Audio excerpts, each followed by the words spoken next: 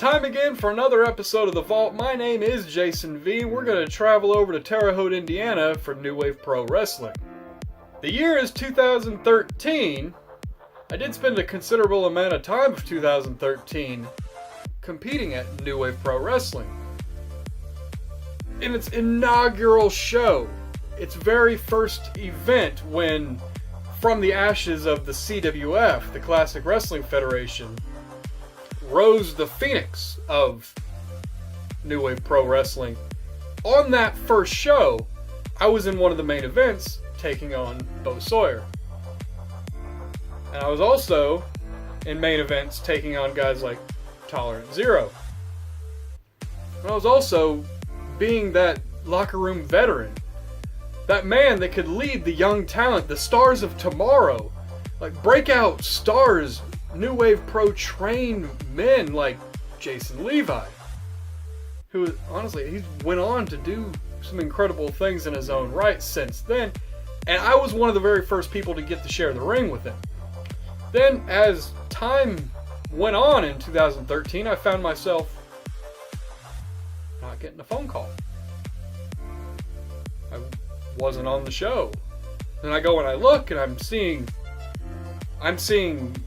120-pound guys with like open heart surgery scars still trying to wrestle, sitting in there in that ring playing wrestler. I get to see guys with their guts just hanging over their pants, and they got to wrestle, and guys that had barely had a match showed up and they got to wrestle. But in my opinion, a star of New Wave Pro, Jason V, didn't get a call. Now, I understand business, and sometimes you can't fit everybody on the show, and that's not a problem. But I knew I was more important than a guy with duct tape on his face. I knew I was more important than some of the people that they were putting on their shows. And because I was taking myself to this dark place, you find strange allies. You find people with similar mindsets, and the only person in New Wave Pro Wrestling that actually made sense to me was my arch enemy from UWC, Dickie Wabash. And he starts talking to me, and he tells me that we together could be the defenders of professional wrestling, because the sign right there said New Wave Pro Wrestling, and there was a line distinctly drawn between New Wave and professional wrestling. And that's what myself and Dickie Wabash went out there and we proved. We proved that professional wrestlers such as Jason V deserved a spot on the show. Not some guy with questionable training. But as all this went down, there was a man that stepped up. He stepped up to defend those men in New Wave Pro. Because at one time, he was that exact same man. He was a guy with questionable training. A guy that may have a little bit around the breadbasket, a little more than he probably should to be calling himself a professional wrestler. But that man had a lot of heart. That man, in my eyes, was a good man. He could see the light. That man was named Travis Weir. Travis Weir was one half of the Windy City Saints, and on this night, I wanted to get Travis Weir brought into the light. I wanted him to see that the promotion of New Wave Pro Wrestling was going down a downward spiral, and he needed to hurry up and get off the ship, or he would drown with the rats that inhabit it. But his pride was too high. He couldn't see what I was doing. He couldn't see what Dickie Wabash was doing.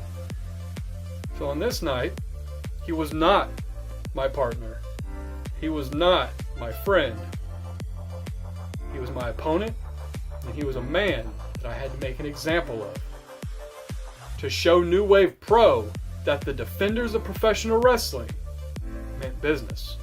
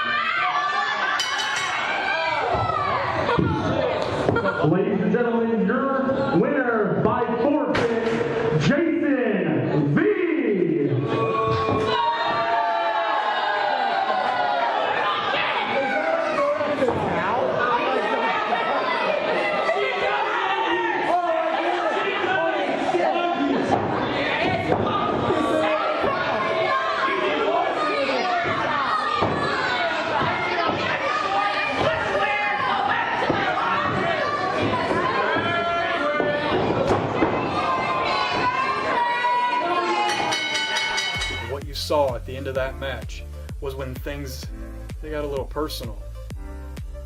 Because that's when that light bulb went off in my head. And I realized that the man standing across the ring from me wasn't just a professional wrestler. That man was a husband. That man was a father.